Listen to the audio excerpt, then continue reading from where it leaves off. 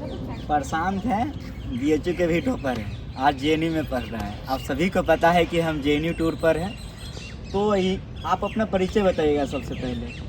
मेरा नाम प्रशांत है। हाँ, और हाँ। मैंने अपना ग्रेजुएशन पॉलिटिकल साइंस ऑनर्स में हाँ हाँ। मेन कैंपस से किया, बीएचयू से। और मैं अभी यहाँ पे मास्टर्स कर रहा हूँ पॉलिटिकल साइंस में, और मेरा अभी सेकंड ईयर है। बीएचयू में तुम्हारा रैंक 23 था ना? हाँ, बीएचयू में मेरा 23 था। 23। बीएचयू से जेएनयू आया है, हाँ। तो यानी कि इस वीडियो में हम लोग जानने वाले हैं कि बीएचयू से जेएनयू तक का सफ़र कैसा रहा। कि किस कोर्स में एडमिशन हुआ है? यहाँ पे मेरा केवल पॉलिटिकल साइंस में हुआ था। ओके। और जो भी मेरे अदर कोर्सेज हुए थे वो बीएचयू में हुए थे। इसके बारे में भी हम लोग जान लेंगे कि पॉलिटिकल साइंस का अगर आप तैयारी करना चाहते हो जेएनयू एमए एंट्रेंस के लिए, तो आप किस पोर्शन पे ध्यान देना जरूरी है। इसके अलावा किस कंटेंट को आप फॉलो करो, बुक वगैरह बुक पढ़े हो? हाँ, बुक पढ़े। कौन बुक पढ़े हो? मैंने इंटरनेशनल रिलेशन के लिए global politics and to health की प्रेफर की थी। और पोल साइंस हेल्थ का नोट्स आता है, तो कंपाइल होता है हर सब्जेक्ट का। और पॉलिटिकल थ्योरी के लिए ओपी गौबा, और इंडियन कॉन्स्टिट्यूशन के लिए एम लक्ष्मीकांत। मैंने एम लक्ष्मीकांत काफ़ी अच्छे से कई बार। चलिए अब हम लोग डिटेल में बात करेंगे, लेकिन इसके पहले आप लोग चैनल को सब्सक्राइब कर लीजिए, क्योंकि यहाँ पे आपको मिलते रहेगी सीयूटी की पल पल की अपडेट। और अगर आप सीयूटी यूजी और पीजी की तैयारी करना चाहते हो तो हमसे जुड़ सकते हो। प्रशांत, सबसे पहले बताओ कैसा लग रहा है मिल के? बीएचयू भी हम लोग मिले हैं, जेएनयू भी मिले। बढ़िया लगा। मतलब जब शुरू में मैं मिला था आपसे 3 साल पहले मिला था, 3 साल पहले ड्यूरिंग द कोविड। और फिर यहाँ पे आया तो यहाँ पे अभी आपसे मिलना अच्छा लगा। बीएचयू में तुम सेविंग करके रहता था, यहाँ बना देंगे ये सब, क्या साधु बन रहे हो? क्या रीजन है? ज़्यादा एकेडमिक प्रेशर है क्या? एकेडमिक प्रेशर नहीं, एक्चुअली एक दौर आता है उसमें आप हर कोई यहाँ का जो जेएनयू आता है वो जेएनयू की तरह दिखता है। तो अभी मेरा दौर है। क्या है ऐसा जेएनयू में? ऐसा क्या है कि मतलब कि यहाँ इवन कि यहाँ के जो अच्छे प्रोफेसर हैं उनकी जो दाढ़ी होती है, अच्छी दाढ़ी होती है। जैसे जेएनयू अपने लेफ्ट के लिए जाना जाता है, ऐसे यहाँ पे झोला और दाढ़ी पहचान होती है यार, जेएनयू टाइटल दिखने लगता है उसी से। ऐसा है। तो अगर आप सीयूटी पीजी की तैयारी करना चाहते हो, सबसे पहले ज़रूरी है कि आपको सीयूटी का एग्ज़ाम देना होगा। सीयूटी का फॉर्म आ गया, सीयूटी के थ्रू ही एडमिशन होता है ना? यहाँ भी सीयूटी का एग्ज़ाम दिए उसका।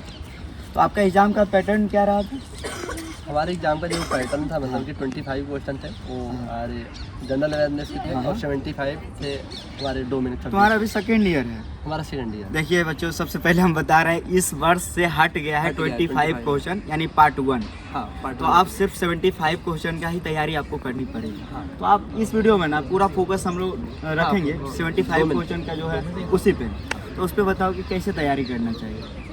तैयारी के लिए मतलब कि पहले तो आपका ग्रेजुएशन ठीक ठाक हो, ताकि आपका कॉन्सेप्चुअल जो भी आपका नॉलेज है उस पर पकड़ होनी चाहिए। हाँ। क्योंकि अगर प्लेटो सोक्रेटिस आप जो भी कार्ल मार्क्स पढ़ के आ रहे हो तो आपको लग रहा है कि हम पढ़े हैं, बट अगर पेपर डिफिकल्ट आ गया, जैसे हमारे समय में आया, कट ऑफ बहुत तेज़ी से नीचे गई। जो हमसे एक बैच पहले दिए थे 2022 में, उनकी जो मतलब कि आई थी कट ऑफ काफ़ी ज़्यादा थी, क्योंकि पेपर इजी था। हमारे टाइम पेपर टफ हुआ, जेआरएफ लेवल का पेपर था। तो एक स्टेटमेंट जो 4 मतलब कि स्टेटमेंट आते थे, लंबे स्टेटमेंट आते थे, पढ़ने में टाइम लगता था। वो बहुत कॉन्सेप्चुअल पेपर था, तो इस वजह से हमारी कट ऑफ बहुत नीचे गई। तो अगर आप एग्जाम देने आ रहे हैं ना, तो आप जो भी थिंकर्स पढ़ रहे हैं, जो भी थ्योरी पढ़ रहे हैं, लिबर्टी, जस्टिस, राइट, जो भी आप पढ़ रहे हैं, उस पर आपकी बहुत अच्छी कमांड होनी चाहिए ना। इंडियन में भी राजा राम मोहन राय, वीर सावरकर, ये सब हैं। महात्मा गांधी। सिलेबस में महात्मा गांधी है, और हम काफ़ी हैं सिलेबस में, अभी मुझे याद नहीं आ रहा है एक्चुअली सब सिलेबस में। बट आपको अच्छे से कमांड करनी पड़ेगी, ताकि जो भी स्टेटमेंट आते हैं लिटिल बिट अगर आप मतलब कि माइन्यूट गलती, यानी कि नीट लेवल का अगर सवाल को प्रिपेयर करके रखे तो बहुत आसानी होगा, बहुत बेटर होगा। मैं जब अपना प्रिपरेशन किया था, मैंने एक बार सिलेबस कंप्लीट करने के बाद मैंने 2013 से लेकर 2023 तक का जेआरएफ नीट का पेपर सॉल्व किया था। हवा बहुत ठंडी ठंडी चल रही है। नहीं, हवा ठंडी नहीं है, अभी तो सर्दी आ रही है। जो बढ़िया लगा, जेएनयू की हवा हमेशा गर्म रहती है। अभी तो मतलब कि कुछ प्रेशर है, इस वजह से आपको ठंड लग रहा है। अदरवाइज हमारा आप देख सकते हैं 2-3 साल पहले जो जेएनयू था, अरे ये भी हो सकता है ना, आप जैसा अनुभव करो वैसा। तो ये हमें पॉलिटिकल साइंस की अगर तैयारी कर रहा है तो इन सभी को कोई बेसिक बुक जिसको पढ़ना जरूरी है। बेसिक बुक फाइट के लिए आप पोल साइंस हेल्थ का नोट्स आता है, और लोग उसका सब्सक्रिप्शन भी लेते हैं। बट मैं सजेस्ट करूँगा कि आपको फाइट का नॉलेज अगर चाहिए तो पोल साइंस हेल्थ या एडू सीकर का नोट्स लेके आप ना, और उसके साथ अगर आपके किसी को मेंटरशिप, किसी का गाइडेंस मिलता है अच्छे से, मतलब किसी भी कुछ तो आप ले सकते हो आराम से एक मेंटर अपना। इसके अलावा जो यूजी में पढ़ा, हाँ, यूजी में जो आप पढ़े हैं, मतलब कि कुछ हेल्प करता है, बहुत ज़्यादा हेल्प नहीं करता है। जैसे कि हमारा एक पेपर था constitution of Nepal and Canada, उसका यहाँ पे कोई रिलेवेंस नहीं है। कॉन्स्टिट्यूशन ऑफ मलेशिया हमने पढ़ा अपने ऑनर्स में, उसका कोई रिलेवेंस नहीं है। रिसर्च मेथोडोलॉजी पढ़ा था, उसका कोई रिलेवेंस नहीं है। तो आप जो भी सिलेबस है आपको उसी पे कमांड करके आना है। मतलब कि आई थिंक 18 to 20 पॉइंट है सिलेबस में जो एनटीए रिलीज करता है।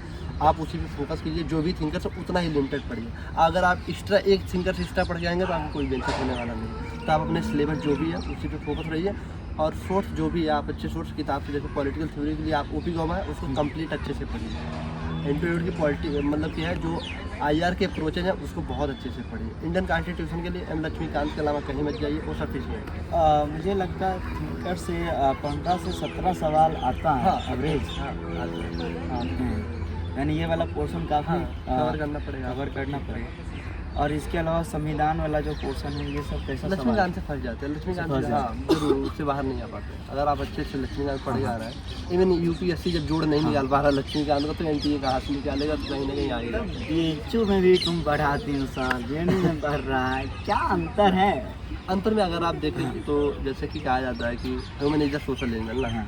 तो अगर आप जिस सोसाइटी में रहते हैं आप उस सोसाइटी के बारे में जानते हैं। जब हम BHU में थे तो जो हमारा मतलब कि पीयर ग्रुप होता था, मोस्टली MP के कुछ लड़के थे और बिहार और UP के थे। वहाँ पे हमारी जो मतलब कि एक सोशल डाइवर्सिटी थी बहुत कम थी। आप JNU आते हैं तो JNU को आपको ऑल इंडिया से लड़के मिलते हैं। आपका जो इंटरेक्शन लेवल होता है, आपकी जो पर्सनालिटी डेवलपमेंट होती है, आपकी जो इंग्लिश इंप्रूव होती है कई तरीके से। मतलब कि आप एक विलेज से, BHU एक क्या है कि विलेज से लेके आपकी पर्सनालिटी डेवलपमेंट तक आपको एक 3D प्रोवाइड कराता है। उससे ऊपर आना तो हाँ ना, आप उसके ऊपर आते हैं तो आपको JNU में 2 साल के बाद जब आप यहाँ से निकल के जाएंगे ना तो आपको लगेगा हाँ कि मैं जो पहले था और जो अभी आपको चेंज दिखाई दे। आपका सेकेंड ईयर है तो 18 मंथ 14 मंथ तो ऐसा लग रहा है कि कुछ इम्प्रूव हुआ है।